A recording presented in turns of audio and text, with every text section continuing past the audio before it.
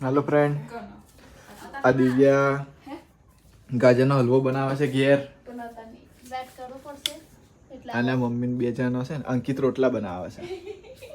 આ મમ્મી જોઈ રહી છે, નજર રાખી રહી છે અંકિત પર.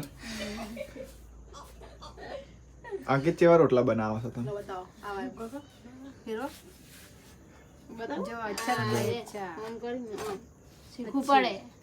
શીખવું પડે જો એમને બૈરી નહીં એટલે શીખવું પડે. એ સાચી વાત ને, બૈરી માથાની મળી તો. હલવાના અંદર કેવી રીતે બનાવવાનો? અને પેલા શેણી કાઢશે દિવ્યા નહીં કે મારે શેનવાનું.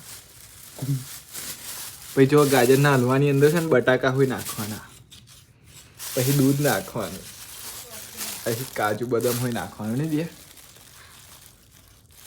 એટલું નાખવાનું. સારું, ફટાફટ હું બનાવી દઉં.